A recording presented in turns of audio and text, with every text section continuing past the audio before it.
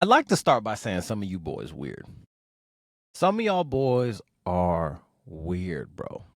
Ladies and gentlemen, welcome to the Ajay Patel Show. My name is Ajay Patel, and this is episode 76, 77. I think it might be 77, eh? Lucky number sevens. I was just in New York. I just landed, got back. I just had the kebab shop. Now I'm recording in the car before I head home and, just call it a day and get ready for the work week ahead. But yes, indeed, I went back to New York.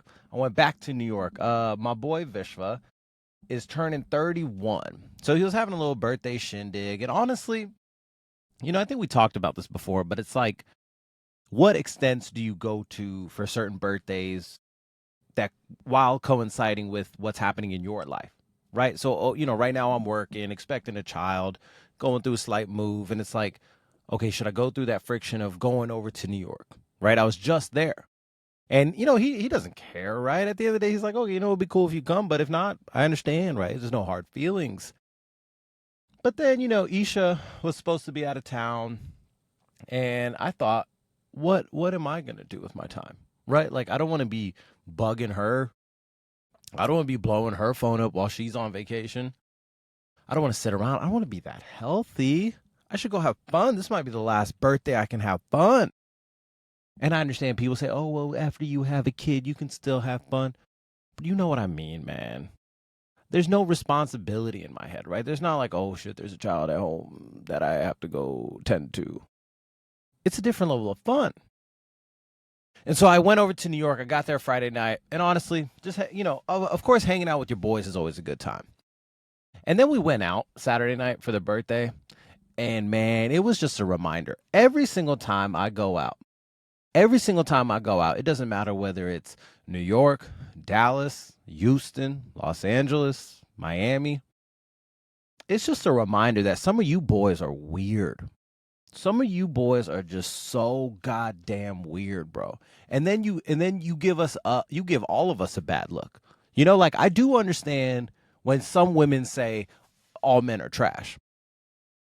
Because if they go out trying to find a dude, right? You go to the social setting, the club, the bar, whatever it is, and then you run into some of these dudes, right? To some of these dudes that just no game, no nothing. Maybe they were part of something in college that made them feel like they were popular. You know what I'm saying? Like they hooked up with one or two girls because it's college, right? It's college. No one knows what they're doing. Then they have a different level of confidence. Then they have this certain level of confidence that's just so that's almost an infection because they shouldn't have that confidence. They should be bullied. They should have been shamed. Someone should have slapped the dog shit out of them. But it doesn't happen. Then that little bit of confidence becomes this personality. Then this personality coincides with all, like your peers and the money you have in your pocket and your age, and you start getting this confidence. You get closer to 30. Now you're like, oh, I don't really care what people think about me. I think I've done a pretty good job. No one's complained thus far. And then that's when it gets into that dangerous territory. That's when it gets into that just being weird territory, bro. Like it sucks to see it live. Obviously, like I've always dealt with this. I was on a dance team my freshman year, sophomore year of college. That it was pretty much two dudes and like 11 girls. So when you go out to the club, there's no difference, right? You like are semi bodyguard because there's always going to be dudes that come up try to sneak up a little grind action. You know what I'm saying? Don't you lie. You know what I'm talking about. Where girls are just dancing and dudes will just slowly come up and just start rubbing their fucking crotch on you. You know what I'm saying? They just be, oh shit, yeah, she might sleep with me if I just come and just do this for a little bit. And that's the thinking. And normally, honestly, if we're being very honest, I think it normally works. I think it does normally work. I need to remember to keep my eyes on this camera, not the screen. My bad. I'm still getting used to this in-car studio. But that was the game, right? You go out to these clubs, dudes just start grinding, yada yada. Something maybe happens. And as the dude that's part of this dance team, right? Like I'm a pretty large dude. I'm a large individual, much larger than a lot of these small Indian boys. And so I would try to, be like not bodyguard, right? Because at the end of the day, I want you to get your freak on if you want to get your freak on, right? Like, I'm not here to be your dad and be like, hey, don't sleep with him, right? It's just like, and not even sleep, right? You at these dance after parties, they probably just want to make out. but they don't want to deal with dudes, like ugly dudes, or maybe they smell a little bad, right? Maybe they didn't dance after maybe they didn't maybe they didn't shower after the dance competition. They smell a little bad. You know what I'm saying? Like, so, and if I see that someone's uncomfortable, then I'll try to step in, and be like, hey, bro, hey, like, you good? Like I normally start with the shoulder tap, and then if that doesn't work, I'll grab the girl herself and I'll just bring her back to the friend group. And it's like that's a pretty visible sign, right? When someone gives you a sign, and this is where all my fucking frustration is like, read the room, bro. Right? And for the college boys, I get it. You're in college. You're in college. You're supposed to be shooting from the hip. You're supposed to be not figurative. You know what I'm saying? You know what I'm saying? I guess you are always shooting from the hip. But you're supposed to go for numbers, right? You hit on 10 girls, maybe one makes out with you. Good. That's good. You have to two might deny you. 3, the third one might make out with you. And it's never changed. We one time, Isha, myself, and our girl Asha went out to an Indian rave thing, and we go out to this bar, and it's a very big college scene. Oh my gosh, there's college kids everywhere, left and right. I'm somewhat uncomfortable because it's like, some of you are 19 in here. Like, I'm not into that. If y'all know me, I'm more into the elder lady. That's why I got me an old lady. And then some of these young bucks would come up to Isha and Asha and hit on them. They hit on them. They'd be like, oh, like, well, yada, yada. And I'm standing right there, beer in hand. So it's like, yo, first of all, that's just disrespectful to me. But then they're hitting on them, and I'm just like, I get it. You're supposed to. That means you're attractive.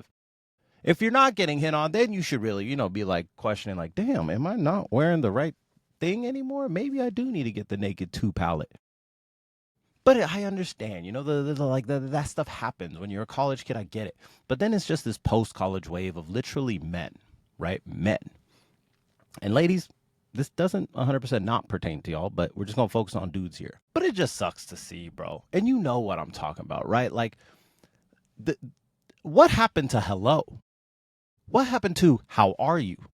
What happened to my name is, what is your name?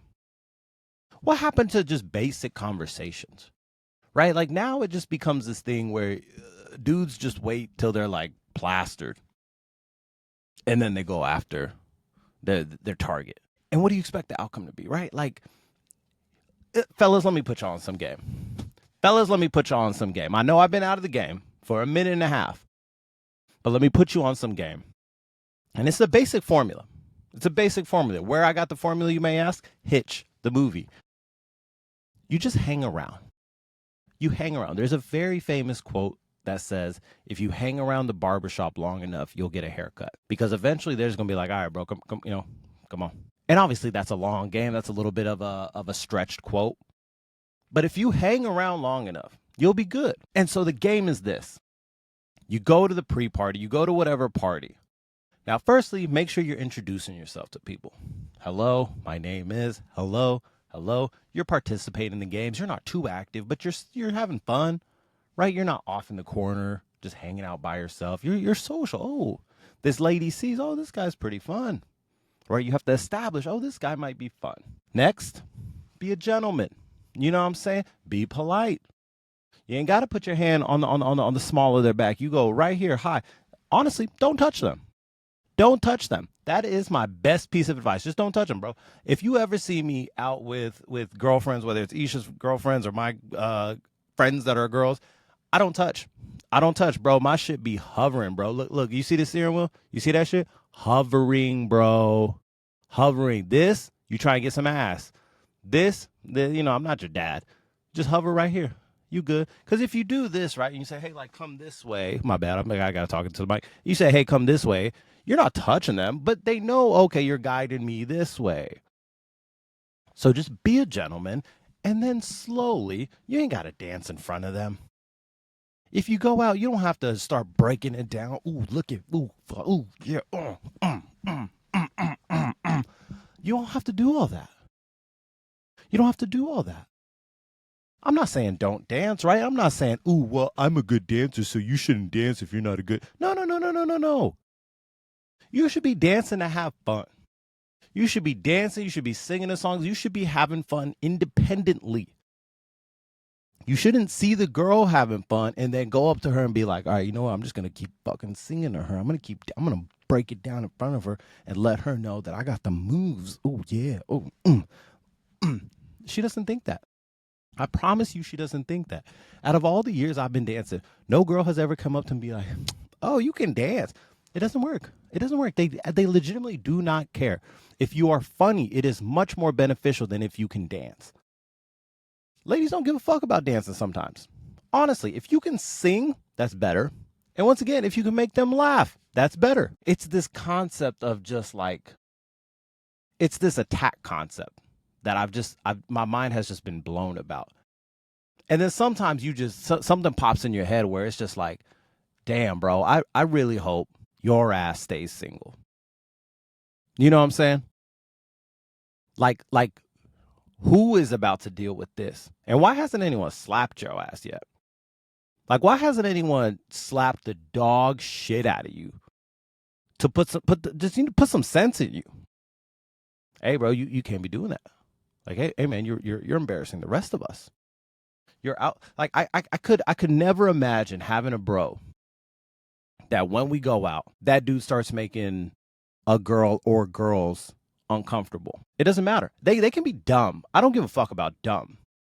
Right? Like, oh, they're just saying dumb shit. Obviously nothing racist, you know what I'm talking about. But they're just like being a little dumb. Maybe they're slurring their words. Maybe they don't make any sense. Maybe they're bouncing around a little too much. Maybe they have a little bit too much energy. I can deal with that. That's just like, oh, you know what? That's how that person operates. It is what it is. Either you need to be, as long as you're entertained. If they're entertaining me and entertaining you, what are you complaining about? But if they start creeping your ass out, I think that's where the line gets like, hey, we need to have a talk, bro. We need to have a talk. And this isn't a brown boy thing specifically. You know, like I know black dudes, white dudes that all have this same issue. And I'm sure it's just like every friend group, there's 1 in 12. I'm sure the rate is a bit higher, but it's just this whole concept of some of you boys just weird. You think Travis Kelce went into the club and just kept following Taylor Swift around and around and around, and then eventually she said, you know what? I like you. No. Number one, you got to be somewhat attractive. We are shallow human beings at the finest. Don't you dare argue that. You got to think someone's attractive. And then it's the stuff that comes out of your mouth. And then it's your actions. And then it's your, oh, is he in touch with himself? Ooh, that's a green flag. That's a beige flag. That is all how it all happens. And then we get to the biggest story that we might have had all year. Taylor Swift gets engaged. Taylor Swift, Swizzy too easy. Yes, we on the first episode, we called her Michael Jackson's equivalent, has gotten engaged. And it is that big of a story. And honestly, like, first of all, I was a little surprised. But it's like, oh shit, it's happening. I think we've gotten so used to these celebrity couples not working out. I think that's what's happened. Because, like, you think about all the Kardashians, and especially because it's the ones that we see the most. When the relationships don't work out, that's what we see the most. Whether it's the Kardashians, whether it's like Channing Tatum, Brad Pitt, right? That's when it's most public. Versus, like, when was the last time you heard of George Clooney's marriage? Well, I think he has a successful marriage. Apologies if I'm wrong there. And then NFL players, all yada yada. The nice marriages aren't the entertaining ones. So we always hear about all these negative stories, and then it's just like, oh, okay, you know, like, why would any of these celebrities get engaged if they're eventually all just going to break up with each other? And then they do get engaged, and then it's like, oh, ain't that nice? Ain't that nice? And you're talking about the biggest pop star currently. Is she a pop star? Y'all see this car pulling up in my pocket? I gotta stop recording in parking lots, bro. Makes me feel like I'm about to get shot. The biggest pop star is marrying, honestly, I don't know, tier 1, tier 2 football player, not the most popular football player in the world. Right? Like there's a list. This isn't like the Tom Brady of football. He's, I don't know. Right? He's not average. He's good. He's popular. Him and his brother have started to become this like media empire almost. The fact that she went on to a podcast to announce her new album, and people were like, oh, why would she do it on his podcast? That's so demeaning to her, and that's putting the power into his hand. Shut the fuck up, bro. Can y'all cut it with this shit? A podcast is some of the biggest form of media that exists now. Because of her, she boosted that one podcast episode by probably a couple million views. And now she gets the attention of all these dudes. And now these dudes are going to go to their girls. Hey, yo, Taylor Swift is on Travis Kelce's podcast. And they're going to be like, oh, what? And they might go listen to it. And this is how the podcast world has just gotten this big, as big as it is right now. And so that whole concept of like, oh, you know, she should have done it on her own. She could, you know, it could have been a bigger deal. It could have been a surprise album, all that stuff. Shut up, bro. Enough. And so focusing on the engagement itself, obviously fun news. How cool, right? We're about to see this massive superstar get married. I don't remember the last time it happened, right? Like an artist that we know that is that large getting married. I think the last time I can think about it is maybe like Jay-Z, Beyonce. I don't know if that marriage was public when I was growing up. But you think of all the other large stars, whether it's Drake, Kendrick, Chris Breezy, Too Easy. I understand I'm missing a handful of other artists. And maybe I just didn't pay attention to it. Do I like Taylor Swift that much? And so all that to say, of course, Taylor Swift, a friend of the podcast, congratulations. Travis Kelce, congratulations. And the other thing I wanted to talk about was the U.S. Open. Now that we close out the topic of how to not be a creepy dude, the U.S. Open. So I went to New York, obviously, for the birthday. But then we kept looking up tickets for the U.S. Open. I'm not the biggest tennis fan myself, but I think that speaks to how large the U.S. Open has now become, where it's not even a thing about you want to consume the sport. It's almost turned into kind of like what F1 has turned into, where they have gotten you to invest in this idea of if I don't do this before I die, it'll be something I missed out on. Oh, it's so prestigious. This is what, you know, it's outside. You gotta get the honeydew. You gotta do this. You gotta get the apparel. Like the amount of marketing that has gone into the US Open and honestly just boosting the tennis world in general is amazing. Is amazing. As if I'm being appreciative of like revenue, right? Like if we're focusing on revenue, it's pretty crazy at how much this tennis world has all shifted. You think about some of the slower sports that there's not a lot of traction into, right? Whether it's baseball, tennis, what's the other big one that I wanted to, golf, right? These three sports, it's really hard to kind of get people in the door and stay there. They're either growing up a fan or they're kind of becoming a fan. But with some of the more fast-paced things, basketball, football's not fast-paced, but it's a bit more violent. So, you know, it's more gladiator, and that gets a lot of attention. Obviously, soccer and the World Cup gets the attention it gets. Tennis was never something that big. And until of recently, when we started having some of these big stars going against each other and then like, you know, the new guard come in, I think that's when it started getting a lot more traction. Because you have something like golf where there was a focal point kind of growing up, right? There was always Tiger Woods. I didn't know anyone else. I knew Tiger Woods and then I knew Phil Mickelson. And then I knew some dude, the dude that was from UT. And that sport has definitely gotten bigger.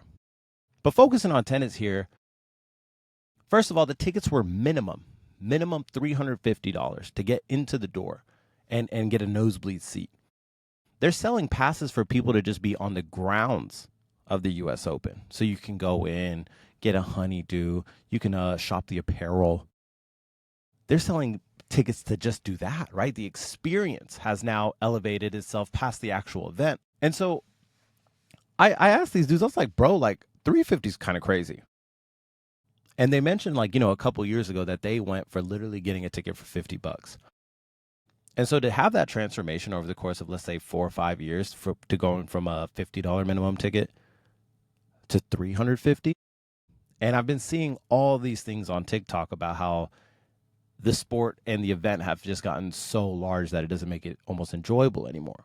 right? There's a lot more crowds of people that aren't really interested in the actual match, but they're here for the snap. You know what I'm saying? I gotta show I was there. I gotta show everyone I was at the US Open. If I don't, what will I do? If I don't, then this $350 went down the drain. What do I do? And then honestly, you look at some of the stuff that the US Open has done with marketing material, like how they marketed all their apparel or the drinks, right? Obviously, we all know about the infamous honeydew.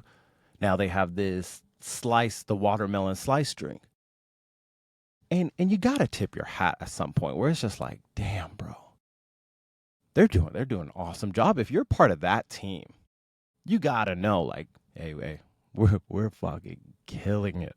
Look at these numbers. I understand you might be hurting the the avid tennis fan. The person that consumes it the most, that knows all the doubles, that knows the single, that knows the bracket, that knows all this stuff. Oh, that person's from this country. That person plays here. That person plays at this time. You're hurting that person's experience 100%. But at the end of the day, the sport can only get bigger if there's more eyes on it. And right now, there's more eyes on it. So a positive nonetheless. Now then, in my last topic for today, ladies and gentlemen, I actually do not 100% remember what I said, so let me check my notes. Oh, yeah, Taylor Swift gets engaged. Some of y'all boys embarrassing for real. And then the U.S. Open. Damn, that's a little too short, huh? I'm at 23 minutes. This might be too short of an episode. Well, honestly, I'm just going to call it at that then. I hope you guys have been good with me on kind of bouncing around from studio to studio, whether I'm in an apartment or I'm in my car or, I'm using a different mic. I appreciate y'all energy nonetheless. I appreciate you guys for tuning in. I will see you guys next week. Don't forget to comment, like, subscribe, and goodbye.